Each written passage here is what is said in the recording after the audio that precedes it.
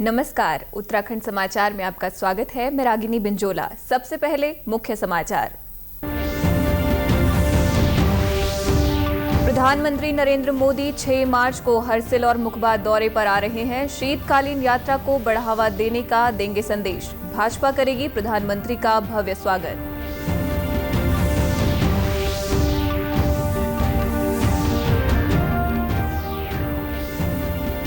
मुख्यमंत्री एकल महिला स्वरोजगार योजना में 75% तक मिलेगी सब्सिडी। महिलाओं को अधिकतम 2 लाख रुपए की दी जाएगी सहायता राशि।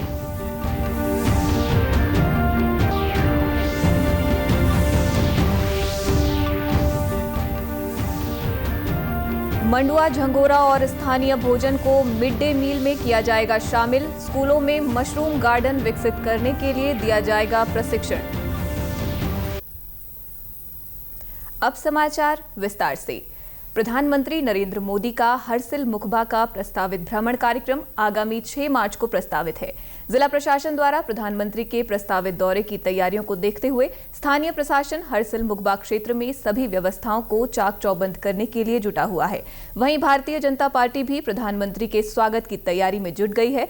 प्रदेश अध्यक्ष महेंद्र भट्ट ने बताया कि प्रधानमंत्री का उत्तराखंड से विशेष लगाव है। उनके आने से शीतकालीन यात्रा को बढ़ावा मिलेगा। प्रधानमंत्री के भव्य स्वागत के लिए सभी तैयारियां कर ली गई हैं।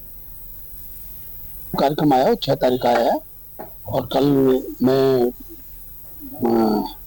हरसिल पहुंच जाऊंगा और परसों 6 तारीख का प्रधानमंत्री के स्वागत के लिए हम सब कार्यकर्ता तैयार हैं और मौसम ही साथ दे, क्योंकि आज पता लगा कि काफी बर्फबारी वहाँ हुई है, लेकिन मुझे लगता है कल धूप खिलेगी और परसों अच्छा भव्य कार्यक्रम हमारा उस स्थान पर होगा।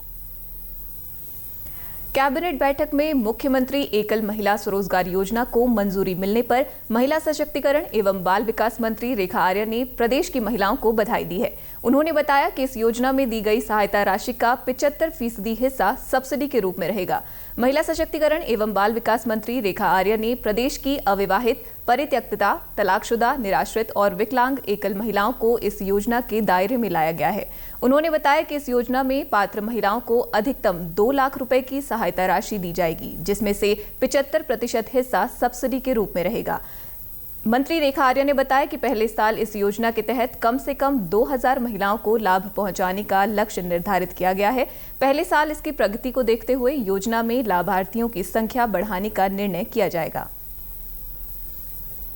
प्रदेश की जो एकल महिलाएं हैं, जो चाहे विधवा महिला के रूप में हो, चाहे विवाहित महिला के रूप में हो, निराश्रित महिला के रूप में हो, परित्यक्ता महिला के रूप में हो, अथवा तलाकशुदा महिला के रूप में हो, अथवा ऐसी महिला जो विकलांगता के रूप में हो, ऐसी सभी महिलाओं को जो है एकल महिला के रूप में मान्यता मिली है। और इन महिलाओं को जो है उनके स्वरोजगार करने के लिए 75% सब्सिडी के साथ में उनको विभाग के द्वारा उनको सहयोग दिया जाएगा। उनकी परियोजना या उनका जो भी स्वरोजगार का जो उनका प्रोजेक्ट होगा, उस प्रोजेक्ट पे 75% की सब्सिडी विभाग द्वारा दी जाएगी। और निश्चित रूप से ये इसकी एक लिमिट जो है वो 2 लाख रुपए की धनराशि अंतिम रखी गई है। और इसके साथ ही हम पूरे प्रदेश भर की प्रथम 2025-26 का हमारा लक्ष्य है कि लगभग 2000 महिलाएं पूरे प्रदेश भर की इससे लाभान्वित की जाएंगी। मुख्य सचिव राधा रतूड़ी ने राज्य के स्कूलों में ईट राइट मूवमेंट के तहत मंडुआ, झंगोरा, स्थानीय भोजन को मिड डे मील में शामिल करने के निर्देश दिए हैं। शुरुआत में राज्य के 6 मॉडल ईट राइट स्कूल विकसित किए जाएंगे। इसके साथ ही उन्होंने स्कूलों में मशरूम गार्डन विकसित करने हेतु सभी भोजन माताओं को 3 चरणों में मशरूम उत्पादन में प्रशिक्षित करने के निर्देश दिए हैं। इस संबंध में जिलाधिकारियों को उद्यान विभाग के माध्यम से मशरूम के बीजों की व्यवस्था करने के निर्देश दिए गए हैं। मशरूम उत्पादन के लिए बेस मटेरियल के रूप में पिरूल का उपयोग किया जाएगा, ताकि उत्पादन लागत कम हो। प्रशिक्षित भोजन माताओं द्वारा स्कूलों में मशरूम गार्डन विकसित करने की गतिविधि में छात्रों को भी सम्मिलित किया जा सकता है, ताकि भविष्य में वे कृषि उद्यमी के रूप में भी कार्य कर सकें। मुख्य सचिव ने जिलाधिकारियों को ईट राइट मेले आयोजित करने को भी कहा है। उत्तराखंड में फायर सीजन की शुरुआत होने वाली है। ऐसे में उत्तराखंड के पर्वतीय क्षेत्रों में आगजनी की घटनाएं देखने को मिलती हैं, जिससे कई हेक्टेयर जंगल जलकर खाक हो जाते हैं और साथ ही वन्य जीवों को इस वनाग्नि में जान गंवानी पड़ती है। यहां तक कि वनों में लगने वाली आग से कई लोगों की जान भी चली जाती है। इस संबंध में वन मंत्री सुबोध उनियाल ने कहा कि सरकार लगातार प्रयास करती है कि ऐसी घटनाएं कम हो। इसी का नतीजा है कि बीते वर्षों में वनाग्नि की घटनाएं कम हुई हैं।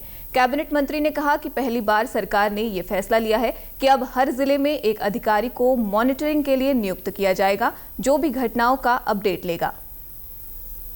पहली बार आपका परिवर्तन ये किया है कि अब पीसीसीएफ रैंक के अधिकारी को हर एक जिले में प्रभारी बना करके फॉरेस्ट फायर मिटिगेशन पे मॉनिटरिंग करने के लिए जो पहली बार निर्णय लिया गया, तो ये भी एक नया रिफॉर्म। हमारा ये है कि फॉरेस्ट फायर को किस तरह फायर लाइन हमने इस बार बनाना शुरू किया। इसके अलावा हम एक और बीच पर विचार कर रहे हैं कि जो ये पानी की लाइनें जंगल के बीच से जाती हैं, क्योंकि इसमें लोगों को भी कष्ट होता है, पानी की लाइनें नहीं बीच पाती हैं, तो उनको किस तरह हम उपयोग वनाग्नि को रोकने कर सकें।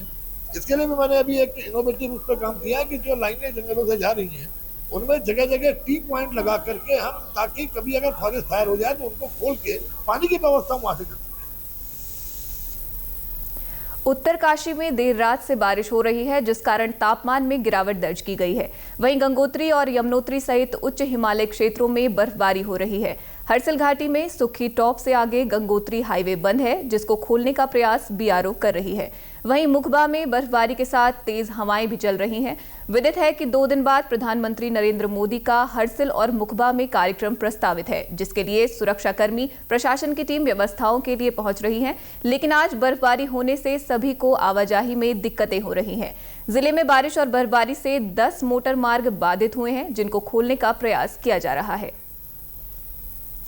क्रिएट इन इंडिया चैलेंज के तहत ट्रेलर मेकिंग प्रतियोगिता को बढ़ावा दिया जा रहा है। इसके लिए वेव्स यानी कि विश्व ऑडियो विजुअल और मनोरंजन शिखर सम्मेलन के सीजन 1 को लेकर Jain deemed to be university Bengaluru में एक कार्यशाला आयोजित की गई।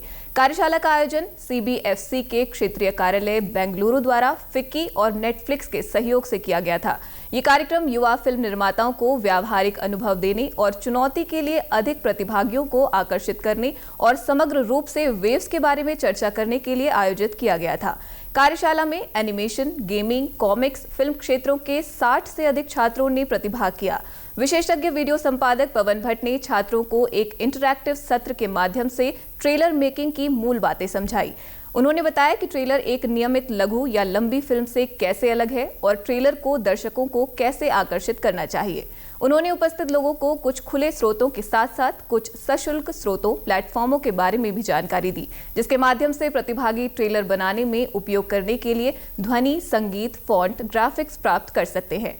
ट्रेलर मेकिंग प्रतियोगिता के नोडल अधिकारी यशवंत शहनाई ने अन्य उद्योग निकायों के सहयोग से सूचना और प्रसारण मंत्रालय द्वारा आयोजित किए जा रहे वेव्स के बारे में बात की।